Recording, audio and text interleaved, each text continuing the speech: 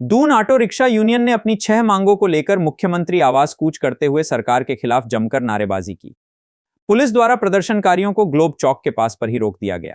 इस मौके पर यूनियन के अध्यक्ष पंकज अरोड़ा ने सरकार से मांग की कि 2 पहिया वाहन रैपिडो जो निजी नंबर प्लेटों पर चल रही है उसको बंद किया जाए और इलेक्ट्रॉनिक ऑटो रिक्शा का रजिस्ट्रेशन तत्काल कम से कम 10 वर्ष के लिए बंद किया जाए।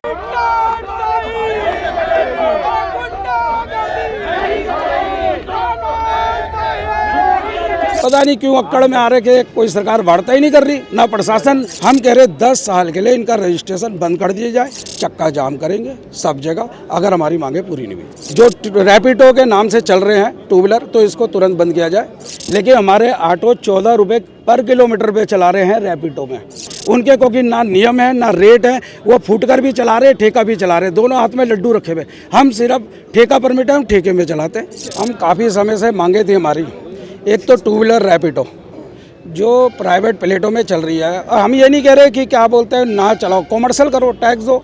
हरियाणा से, बिहार से, पता नहीं कहाँ से इतनी गाड़ियाँ आ गई, यूपी से, और प्राइवेट प्लेटों में कॉमर्शियल काम कर रही है। हम कह रहे हैं इंडिया में कोई भी कहीं भी काम कर सकता है, लेकिन जेन्युइन करे। हम ये नहीं कह रहे बिहार से आ रही है या यूपी से आ रही है, आओ और अपना काम करो, लेकिन जायज़ करो। कॉमर्शियल प्लेट, हम भी तो कॉमर्शियल प्लेटों में काम कर रहे हैं, हम भी कर रहे हैं। हम टैक्स दे रहे, फिटनेस दे रहे, परमिट फीस दे रहे, ये तो कुछ भी नहीं दे रहे। गवर्नमेंट का नुकसान है इसमें। तो हमारा ये हज़ारों की तादाद में टू व्हीलर रैपिडो आ गए, जो रैपिडो के नाम से चल रहे हैं टू व्हीलर, तो इसको तुरंत बंद किया जाए। और हमारा है ये इलेक्ट्रॉनिक ऑटो जो काफ़ी तादाद में आ गए। हमारे ऑटो 55 साल से सेवा दे रहे हैं।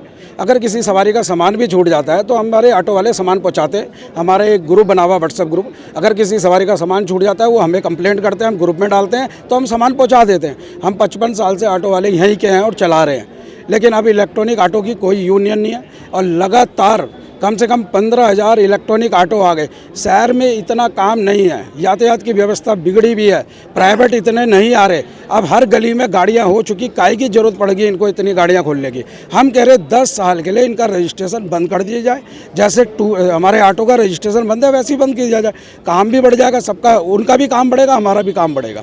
अब ये धड़ाधड़ खोल रहे। अब एक मिठाई की दुकान एक मोहल्ले में 10 खोल दो, चलेगी नहीं। तो यही हिसाब हो रहा है, इतनी गाड़ियाँ काहे के लिए खोल दी। तीसरा हमारा है फिटनेस सेंटर जो 28 किलोमीटर में खोला है, लाल तप्पड़ रेशम माजरी में। हमारा ऑटो का परमिट है 25 किलोमीटर का। 3 किलोमीटर के बीच में कोई हादसा हो जाएगा तो इंश्योरेंस भी नहीं मिलेगा, बल्कि ऑटो कह रहा हम तुम्हें चालान नहीं करेंगे। चालान से बात नहीं बनती, इंश्योरेंस वालों से बात हुई है, वो कह रहे क्लेम नहीं मिलेगा, वो गरीब ड्राइवर मारा जाएगा।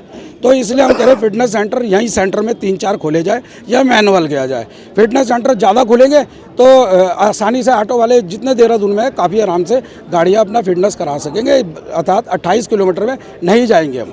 तो अगर ये हमें सरकार से और प्रशासन से यही है कि अगर आप ये चीज़ें हमारी मांगे पूरी नहीं करते, आने वाले टाइम में महीने 2 महीने में अपनी टीम से बात करके, और यहाँ पे हरिद्वार ऋषिकेश के भी प्रधान आ रखे, सबसे मिलके पूरा उत्तराखंड के यहीं पे फिर हम चक्का जाम करेंगे सब जगह अगर हमारी मांगे पूरी नहीं हुई।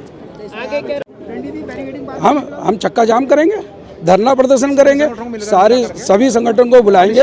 हरिद्वार ऋषिकेश रुड़की सभी हमारे से संपर्क में, हल्द्वानी के भी आए हुए, काफ़ी यूनियन आए भी। अगली बार हम सभी को बुला के चक्का जाम करेंगे। किराया शुल्क को भी आप वजह मानते हैं इसमें, क्योंकि जो लोग आप किराया लेते हैं और कि हमारे जो रैपिडो में चल रहे हैं उनका किराया जो हमारे गवर्नमेंट ने दे रखा 60 रुपये न्यूनतम किराया और 18 रुपये पर किलोमीटर, लेकिन हमारे ऑटो 14 रुपये पर किलोमीटर पे चला रहे हैं रैपिडो में।